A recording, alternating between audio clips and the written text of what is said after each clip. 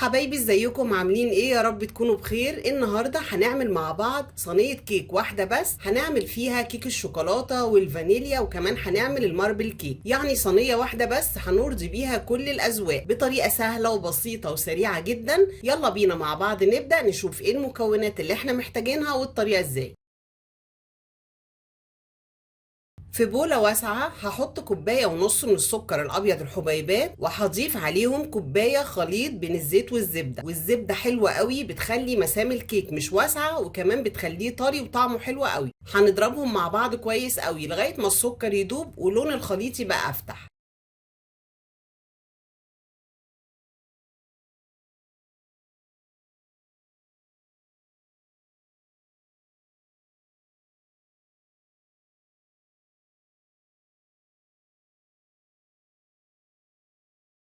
ودلوقتي هضيف عليهم 4 حبات بيض، رشة خفيفة من الملح على أطراف صوابعي، ومعلقة صغيرة من الفانيليا البودر أو السائلة، أي حاجة متوفرة هتنفع، وهضربهم مع بعض كويس قوي.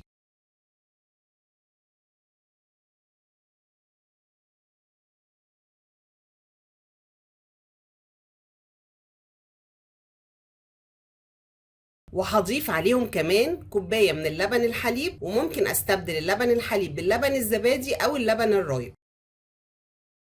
وهخلط المكونات مع بعض.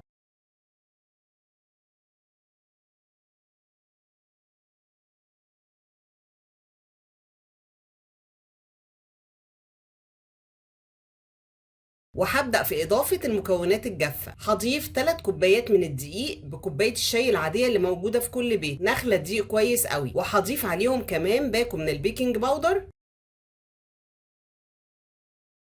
ودي كده كل مكونات الكيك. هخلط المكونات دي مع بعض كويس قوي.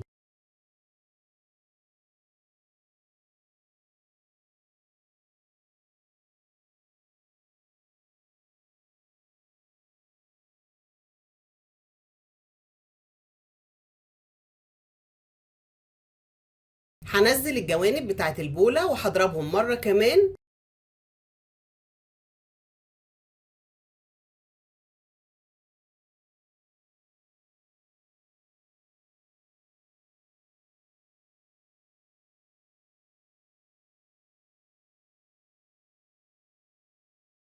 وبيبقى ده كده قوام الكيك، وكده خلاص الكيك جاهز معانا.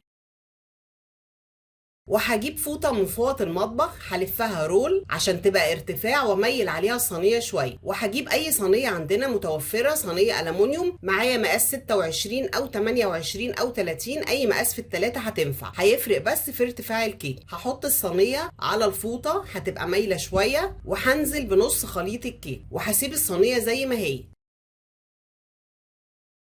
وهرجع تاني لنص الكمية اللي باقية من الكيك، هضيف عليهم معلقتين كبار من الكاكاو، نخلاه كويس قوي عشان ما يبقاش فيه اي تكتلات.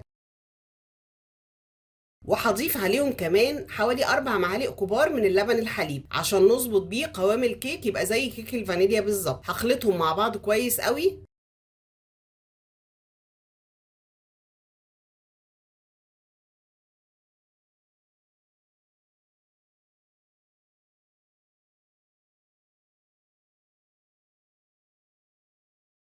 وهلف صينية الكيك.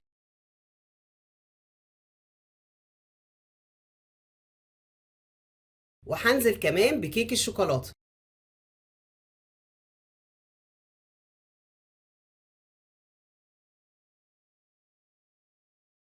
وبعد ما ضفت الكمية كلها، دلوقتي هشيل الفوطة وهظبط الصينية.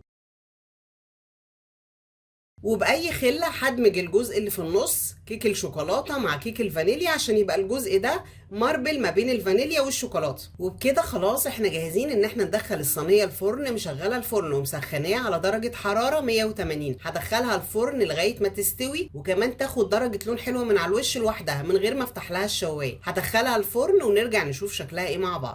وده كده شكل الكيك بعد ما خرجتها من الفرن. اتأكدت طبعا ان هي استوت، ما شاء الله شكلها حلو قوي، لونها وريحتها تحفة. هقلبها دلوقتي على طبق، وهقلبها مرة كمان على طبق التقديم، وهسيبها لغاية ما تبرد شوية قبل ما اقطعها.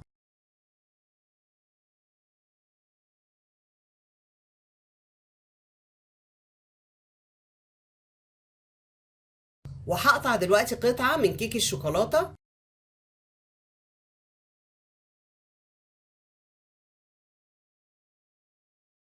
قوامها حلو قوي والمسام بتاعتها حلوة والكيك طرية جدا.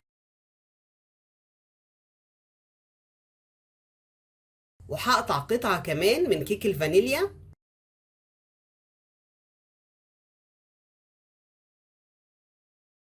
ما شاء الله طرية جدا وريحتها تحفة. وقطعة كمان من خليط الفانيليا مع الشوكولاتة.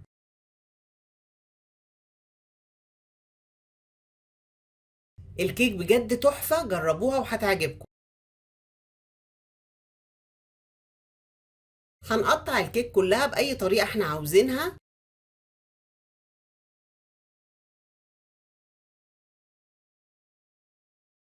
ما شاء الله الكمية حلوة قوي، كيك واحد فيها الفانيليا والشوكليت والماربل، شكلها حلو قوي وطعمها تحفة. اتمنى تجربوها وان شاء الله تعجبكم